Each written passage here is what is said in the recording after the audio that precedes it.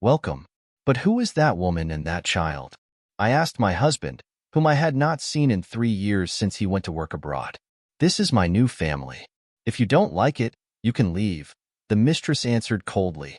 With an almost theatrical joy, she added, my baby is going to love this beautiful house. Keeping calm, I answered firmly, it's okay. I'm leaving next month.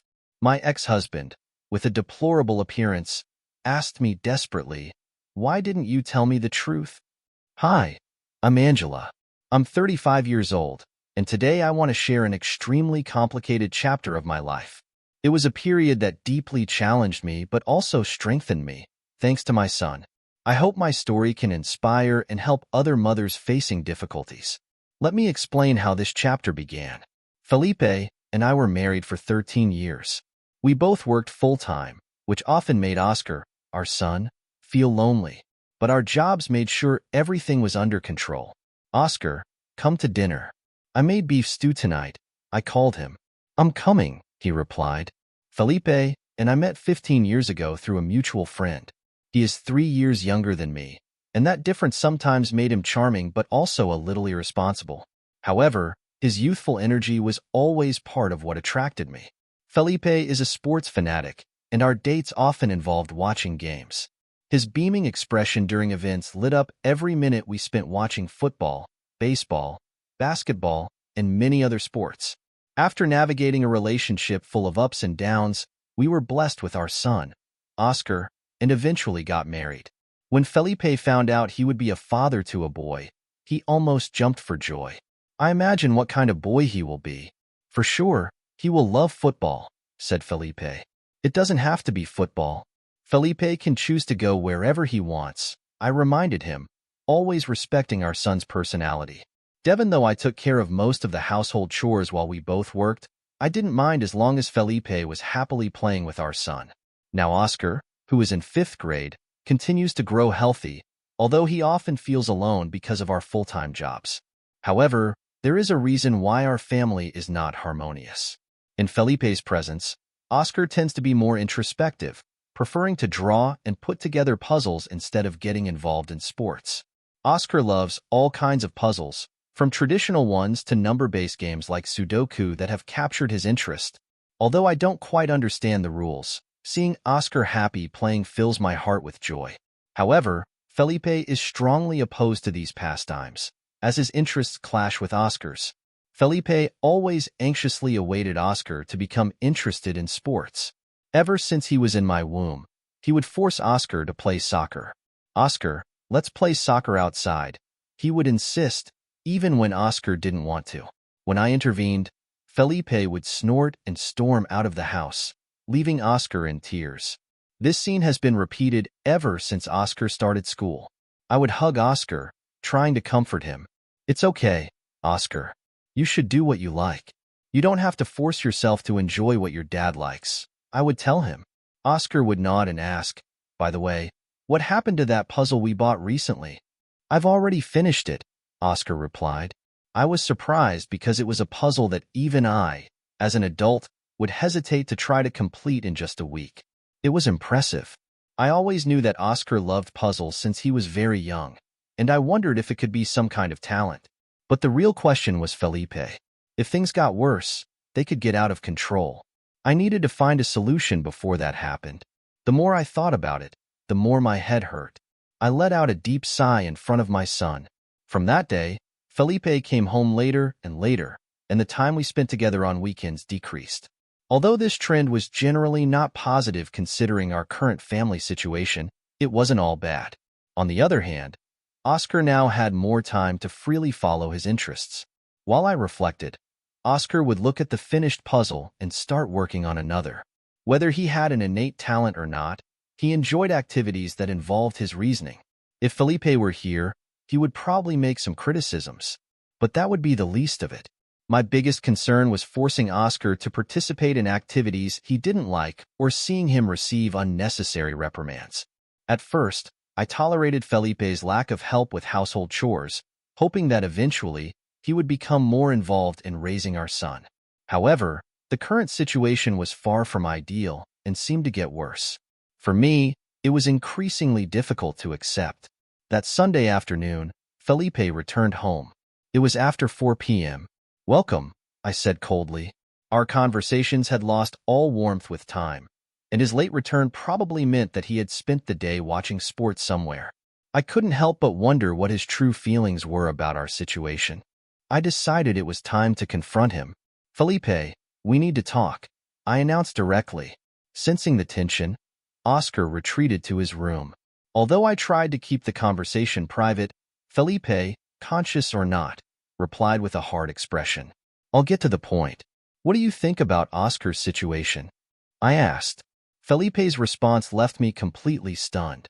"I've been thinking about it a lot.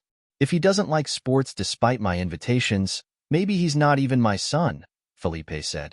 I was stunned by his audacity, but he went even further. "Maybe he's another man's son." "Felipe, that's ridiculous. A son doesn't need to have the same tastes and hobbies as his parents. They have their personalities that we should respect and support. And you're his father, and that doesn't change," I replied vehemently. "To me, it makes sense. My father, my grandfather, and my brothers all love sports." "Something is wrong with that child," Felipe insisted. I was beyond angry, simply exasperated. Although I should have vehemently denied those unfounded accusations, I was lacking energy. Something inside me just broke, and silence fell over the dining room. Felipe rarely contributed financially to the household. His money disappeared on outings and entertainment. Although his emotional absence brought some relief, realizing this made me cry, feeling completely exhausted.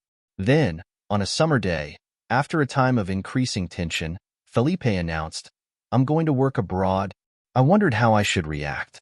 Should I be happy, surprised, worried, or something completely different? "For how long?" I asked. 3 years, he answered. The relief I felt was indescribable.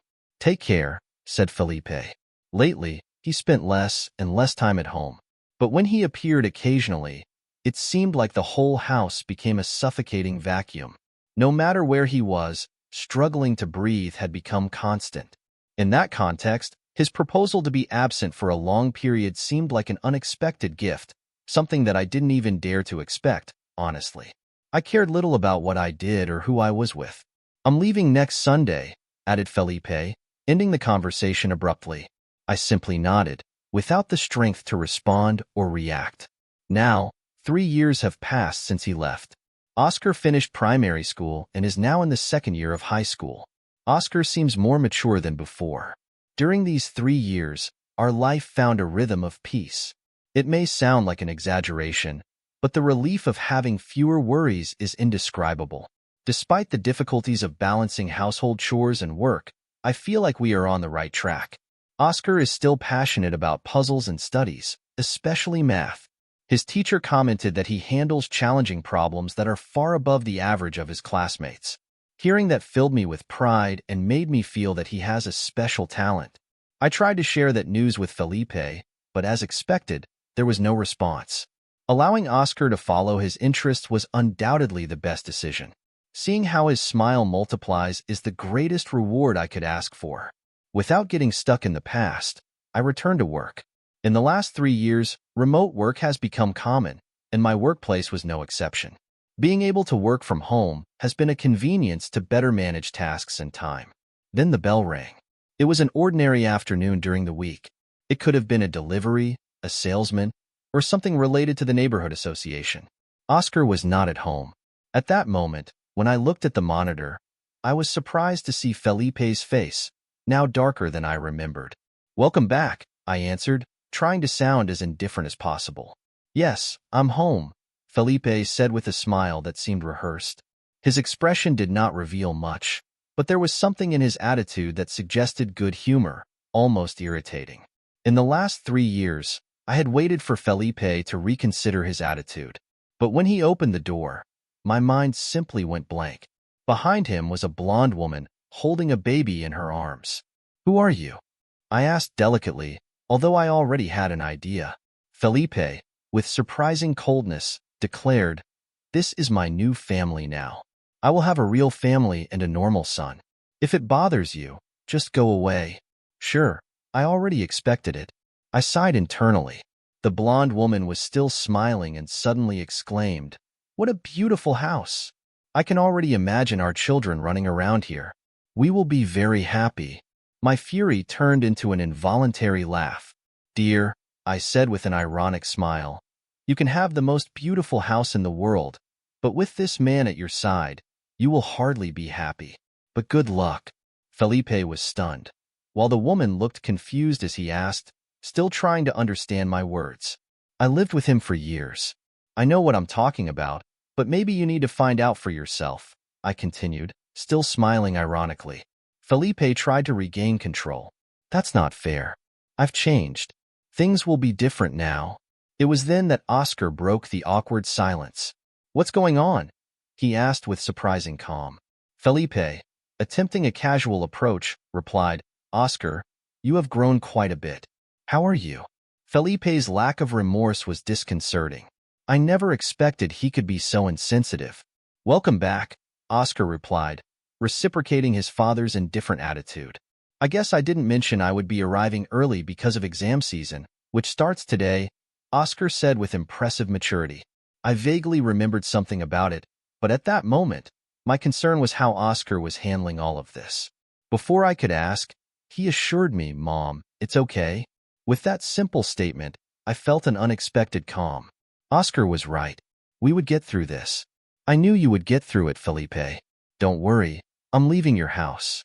My family now is my son and me," I said firmly. Oscar and I quickly packed up and left that same day. I left because the house was Felipe's, and I didn't want to feed any more chaos by staying there. Life would be difficult for a while. We stayed in a simple hotel while we looked for a modest apartment to call home. It wouldn't be easy, but for the love of my son, I would do whatever it took. Now it's been almost a month since we left. We are living modestly in a clean and compact apartment.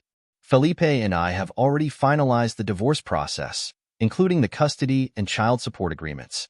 However, somehow Felipe found out where we are, and now he's standing in front of me, looking a little disheveled.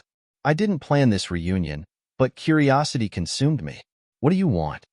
I asked, feigning innocence. "Why didn't you tell me before?" Felipe asked with a tone that mixed surprise and accusation, as if he had no idea how things got to this point. "Tell you?" I answered, staying calm, although I knew exactly what he meant.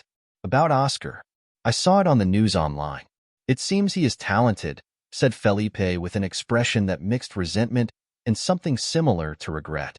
Of course, Oscar, with his love for puzzles and mathematics, had excelled academically. It all started with a conversation between parents and teachers. "Oscar is an exceptional thinker. His abilities surpass even mine," said the teacher. "Does he receive some kind of reinforcement at home or attend tutoring?" "The truth is, he has not always loved numbers, puzzles, and complex challenges. He finds those problems and solves them alone," I answered. "I understand. But, and friends? Does he not interact much with them?" "That is what worries me," commented the teacher. "Oscar mentioned that he does not connect much with others. He prefers to play with numbers." I added that socializing. The teacher suggested that Oscar do a high school exam simulation. The results were surprising. He was in the top percentile. When he took AC test, the score of 132 confirmed his talent. Oscar developed an interest in the constant movement of numbers and even the stock market. Naturally, I was a complete novice in the world of stocks, so at first, I was nervous. But Oscar, with surprising patience, guided me through the process of buying and selling stocks, and the profits began to accumulate quickly. Since then, he has managed to balance his studies with monitoring the movements of the stock market and foreign exchange rates. It was fascinating to see how he dedicated himself with such passion and concentration. Somehow, Oscar's talent caught the attention of the media, and soon he was invited to television interviews, being recognized as a young prodigy. The buzz was enormous, both in the news and on the internet. Even I began to be approached by other curious parents about Oscar's talent. For his part, he continued to dedicate himself to his interests, now with even more recognition and enthusiasm. During that time, Felipe reappeared. As expected, he had not changed at all. He seemed to live in internet cafes, always untidy, with nothing but criticism for my new partner. The irony did not escape me. The man who abandoned me was now upset with whom I decided to share my life. "Sorry, please forgive me," said Felipe, almost desperate. But honestly, I could not find any reason to forgive him. "Forgive you? For what, Felipe? You still do not realize that it is too late. You are no longer part of this story," I said. After listening to his complaints, I took a deep breath and told him, "That is all you have to say? You are becoming a nuisance in the neighborhood. Maybe it is time for you to go. Take care of your new family and do things differently this time." The same qualities that I once admired in Felipe, his persistence and confidence, now disgusted me. Nothing had changed in him. He was still the same self-centered man as always, and it would probably continue like this. "I have heard enough," I declared, closing the door forcefully. Just as I did, Oscar silently appeared in the living room and approached the door with impressive calm. He looked at the man he once called father. "Unfortunately, I can't defend you. I'm disappointed in you. There's nothing we can do for you," he said. "Mom, you were always my true family, protecting me. While you chose to be absent." Felipe, apparently broken by those words, began to sob. I watched him for a moment before closing the door again. Despite all the exasperation I felt, there was no room for sympathy in my heart anymore. Since that incident, it's been a few weeks, and finally, peace has begun to reign in our home. Oscar is still completely obsessed with the constant flow of numbers. Naturally, he can't buy stocks directly, so I have been doing it on his behalf. But lately, the amounts involved have far exceeded simple pocket money. Sometimes the profits from sales are impressive. While working from home, Oscar is dedicated to his negotiations. The intercom rang again. Oh no, I thought. Felipe was here again. Since then, Felipe has been appearing frequently, and probably today he didn't come to try to persuade me. He's becoming insistent. If this continues, I will have to handle it more seriously, even though I would rather ignore him. I reluctantly went to the door. "Can't you give me a break?" I stammered. Felipe was wrong, but he pleaded, "Please, forgive me." He hadn't yet understood what irritated me, so I asked directly, "Do you understand why I'm not going to make up with you?" Felipe replied, "Yes, I understand. I'm bankrupt. My new girlfriend sued me. Now I'm paying alimony. She discovered my betrayals. I got involved with other women who only wanted my money, and now I'm in a very difficult situation. But our son, he's a prodigy. He can help me get ahead." I couldn't believe what I was hearing. A heavy sigh escaped me. "That's completely irrelevant to me," I said. "As I said before, your problems have nothing to do with me." I sighed again, emphasizing, "What I can't forgive is how you abandoned Oscar just because he didn't meet your expectations. Children are not objects to be discarded according to your whims. That's pure selfishness." Felipe fell to his knees upon hearing this. "And now, when you're desperate for money, you suddenly want to exploit our son's skills in the stock market? That is unacceptable. If you keep showing up here, I warn you. I'll call the police next time," I said firmly, closing the door. It was a scene I had already lost count of. How many times had I gone through this? I offered a piece of advice he was unlikely to follow. "No matter what life you choose now, that is no longer my problem." Rumors say Felipe is surviving in a rundown apartment, visiting friends one after another. Financially desperate is a more accurate term considering his personality. Since I threatened him with calling the police, Felipe stopped coming here. But it seems he's doing the same in other places, probably playing the victim and conveniently forgetting all his actions. Thinking about it still frustrates me. Amid these thoughts, I noticed Oscar concentrating with his eyes fixed on the monitor. He was completely immersed in stock negotiations. Seeing Oscar so involved, clearly enjoying every move in the market, brings immense joy to my heart. Without taking his eyes off the computer, he murmured, "Mom, someday I want to make things easier for you. I want to buy a house for us as a way of thanking you." "If things keep going well, it is possible, Oscar," I replied. "What are you talking about? I was able to work and support the two of us thanks to you. You have already made my life much easier," I said with a smile. Oscar's talent is what allows us to live comfortably, even on one income. However, the profit part of his negotiations is saving for his future. But if we intend to buy a house, I can't leave everything in Oscar's hands. With new determination, I looked at him and said, "Okay, son, let's work hard together to build our home." Thank you for listening to the story up to here. Now, I would love to know what you think of this story. Leave your comment below, share your impressions and opinions, subscribe to the channel, and like the video to find out about the next stories.